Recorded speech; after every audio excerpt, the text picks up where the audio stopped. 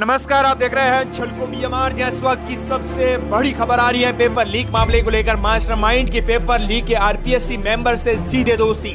Sher Singh police को आपको बता दें कि गुमराह करने के लिए भेजने वाला था गलत लोकेशन, इसी बीच पकड़ा गया।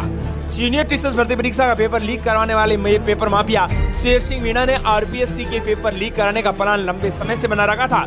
आरपीएससी में सेंध लगाने के लिए शेर सिंह ने करीब 4 साल पहले आरपीएससी के एक मेंबर बाबूलाल कटारा से दोस्ती की थी। इसके बाद वो लगातार बाबूलाल कटारा के संपर्क में रहा।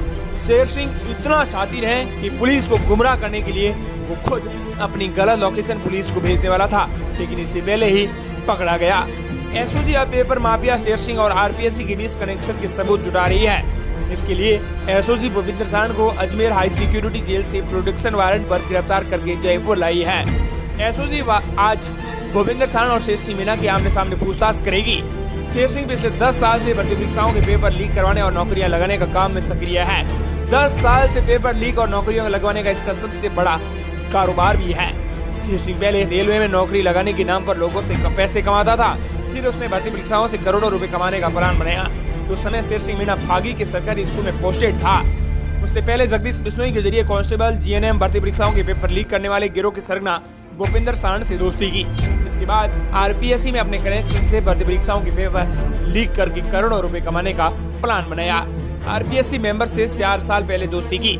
शेर सिंह मीणा ने भर्ती परीक्षाओं में पेपर लीक करने के लिए आरपीएससी मेंबर बाबूलाल कटारा से संपर्क किया।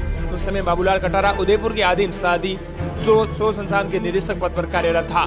शेर सिंह मीणा को पता था कि बाबूलाल कटारा आने वाले समय में आरपीएससी में प्रमोट होकर मेंबर बन सकता है। आरपीएससी में सेंध लगाने के लिए वो बाबूलाल कटारा से लगातार संपर्क में बना रहा। इसी दौरान 15 नवंबर 2020 को बाबूलाल कटारा आरपीएससी का मेंबर बना। इसके बाद दोनों की नजदीकी और ज्यादा बढ़ गई। 3rd-2nd ग्रेड भर्ती परीक्षा की तैयारियों के समय कटारा के समय संपर्क था।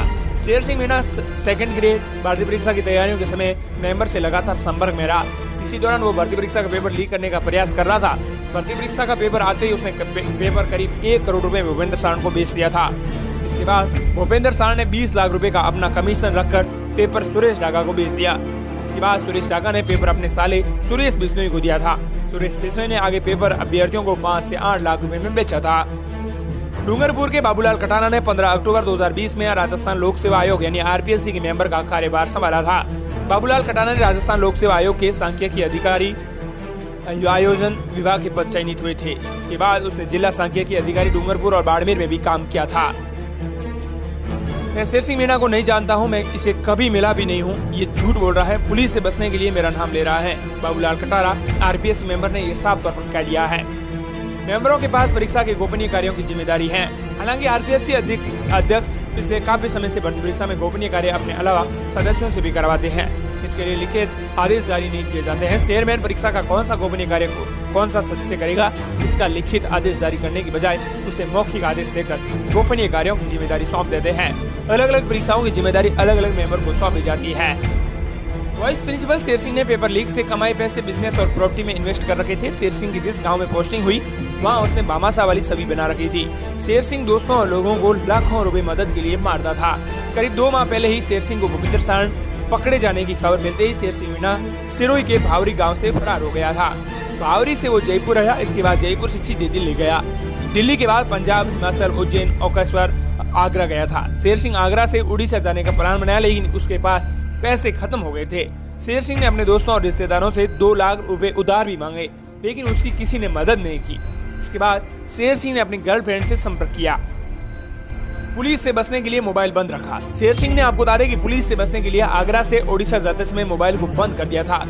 इस सिम के नंबर शेर सिंह ने किसी को नहीं दे रखे थे। ये फोन सिर्फ अपने कुछ खास लोगों से बात करने के लिए काम में लेता था। ओडिशा जाते समय शेर सिंह के पास पैसे नहीं थे। ऐसे में उसने एक सरकारी स्कूल के निर्माणाधीन बिल्डिंग में मजदूरी करने लगा। शेर सिंह स्कूल की बिल्डिंग के पास ही एक कच्चे में मकान में रह रहा था। मजदूरी करके पैसे कमा रहा था, किसी को शक नहीं हो इसके लिए वो राजस्थानी मजदूर बना रखा था। पुलिस को गुमराह करने के लिए मैसेज भी बनाए। हालांकि पहले रेलवे में नौकरियां लगवाता था। अटेंडेंस लगवाने वाले एलडीसी के रिश्तेदार को भी इसने लगवाया है। अब भूपेंद्र सांड और शेर सिंह दोनों आज आमने सामने होंगे। शेर सिंह ने पेपर लीक करने के बाद भूपेंद्र सांड को कितने रुपए में बेचा, भूपेंद्र के अलावा पेपर और किन किन लोगों को बेचा, दोनों में संपर्क कैसे हुआ और उनके साथ इसमें कौन कौन शामिल थे, इन सवालों के जवाब जानने के लिए एसओजी आज भूपेंद्र सांड और शेर सिंह मीणा को आमने सामने करेगी और इसमें क्या बड़े खुलासे होते हैं ये देखने योग्य रहेगा। मिलते हैं बड़ी अपडेट के साथ। शेर सिंह मीणा और आरपीएससी मेंबर की दोस्ती को लेकर आप क्या कहना चाहते हैं, कमेंट सेक्शन में अपनी प्रतिक्रिया